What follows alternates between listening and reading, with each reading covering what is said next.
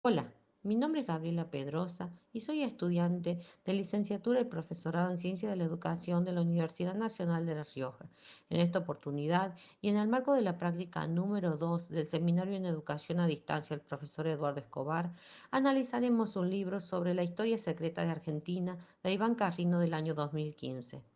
En esta obra, que consta de 5 capítulos, Carrino analiza sobre las consecuencias y razones por las cuales Argentina parece ser un país postergado dentro del subdesarrollo. En el capítulo 1 habla sobre lo que él considera o denomina el verdadero círculo rojo, es decir, el poder detrás del poder.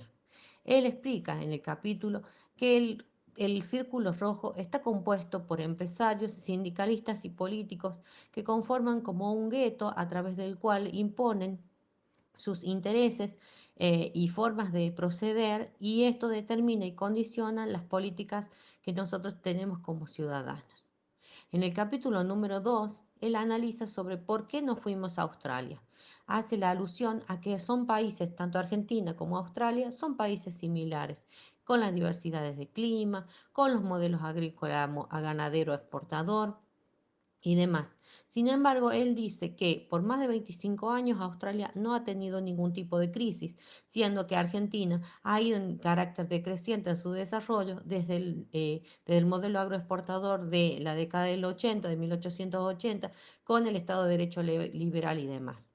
También habla sobre que en Australia hay un profundo respeto a la propiedad privada, a la ley y a los derechos, siendo que en Argentina, con todas las modalidades políticas que se han ido aplicando, eso no ha sucedido así. Entonces, este tipo de falta de respeto a la ley también ha desalentado mucho a las inversiones, y eso en realidad ha afectado bastante la estabilidad tanto económica como política del país.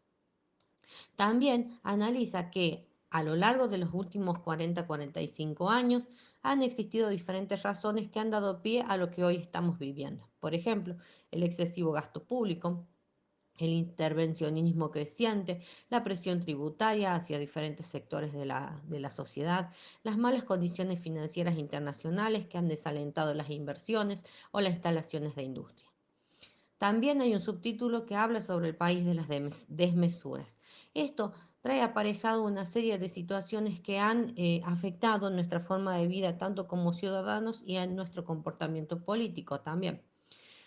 Habla sobre el caudillismo y el populismo con la propensión a la hegemonía, que esto también nos alude a lo que él reconoce en el primer capítulo, sobre cómo se van instaurando e implementando y también imponiendo ciertas formas y ciertos intereses que condicionan a las políticas vigentes.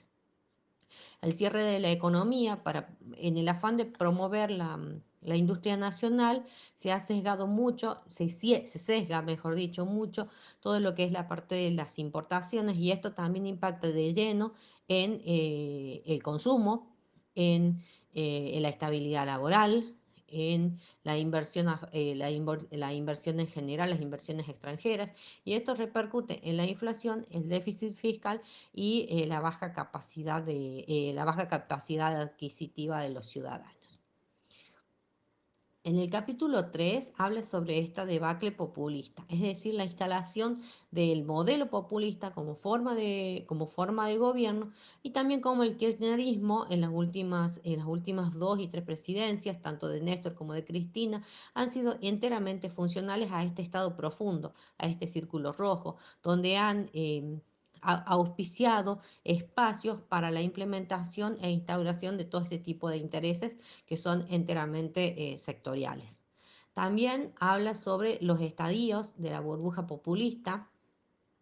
Acá voy a tratar de agrandar un poco más, que habla sobre 4 estadios, 4 etapas, mejor dicho. La primera es del auge, la segunda es el cuello de botella, donde después del auge, donde todas estas políticas intervencionistas buscan una asistencia social de una forma más integral posible, pero ¿qué sucede? Hay un excesivo gasto público que ya se hace inaguantable a través de la presión tributaria a ciertos sectores, y eso genera un cuello de botella.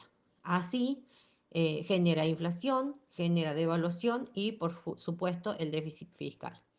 En el crisis y la crisis y el ajuste, lógicamente eh, van a tener consecuencias como la especulación, la inflación, la fuga de capitales, que también la asistimos no tan solo en el gobierno de Kirchner, sino también en el 2001 y también lo que estamos viviendo actualmente, por qué no decirlo, y también el bajo poder adquisitivo de las personas, que eso hace que manifiesten grandes índices de endeudamiento en las solicitudes de los créditos, pero también una saturación del mercado financiero donde ellos no tienen la capacidad de crédito para poder, los ciudadanos no tienen capacidad de crédito para poder adquirir y bueno, poder mejorar sus estándares de vida, ¿no?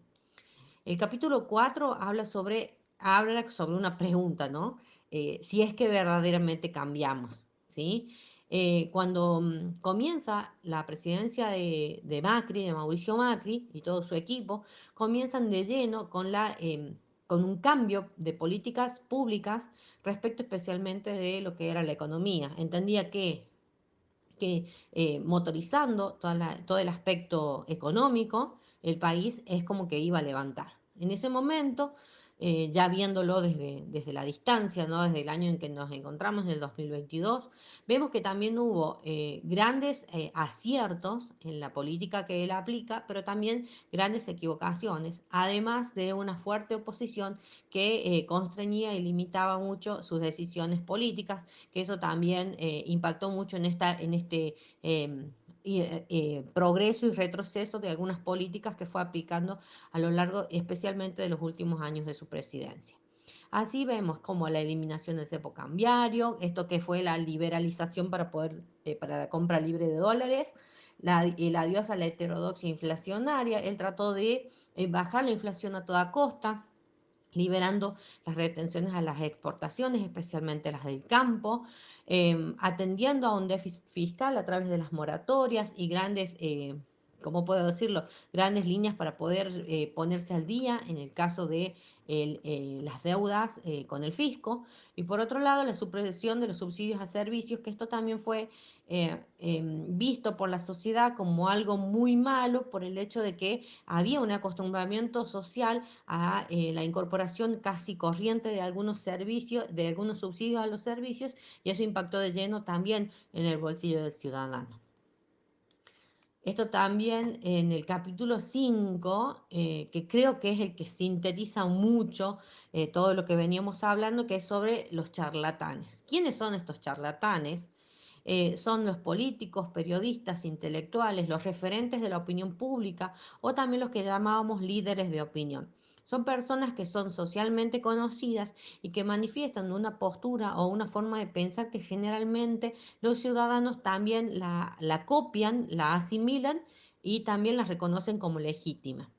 Esto imprime en los ciudadanos una forma de pensar diferenciada, pero que también puede llegar a ser bastante sectorizada e inducida para que el electorado piense y vote de una manera determinada.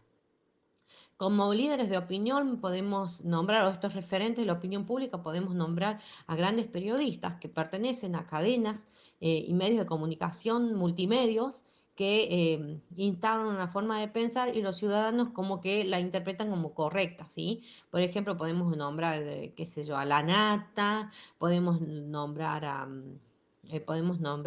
Rial, tal vez algo más popular, podemos nombrar diferentes personalidades y también, ¿por qué no?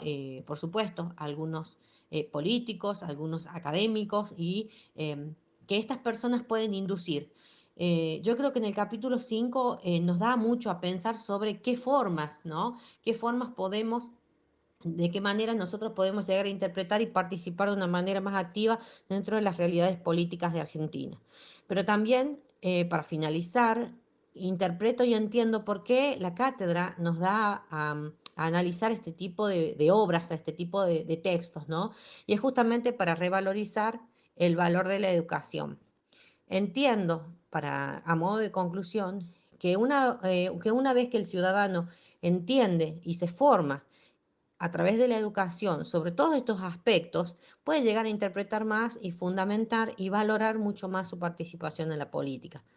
No es el subsidio, no es la ayuda y no es la gestión. ¿sí? Sino que el sistema democrático se sostiene, se mantiene y se legitima a través de lo que nosotros como ciudadanos podemos llegar a promover. Si nosotros somos apáticos, somos desentendidos o somos apolíticos en muchos sentidos, dejamos una grandísima liberalidad para que estas cosas ocurran. Yo creo que Carrino trata de abrirnos los ojos, tratan de, trata de hacernos entender e interpretar que podríamos ser uno de los países más desarrollados de Latinoamérica, que tenemos muchísimo potencial, pero que lamentablemente hay sectores políticos, y no tan solo hablo del justicialismo o hablo de otros partidos políticos que puedan llegar a impactar, sino cómo se desenvuelven en su rol de gobierno y cómo nosotros como ciudadanos podemos participar y mejorar esos desempeños. Gracias.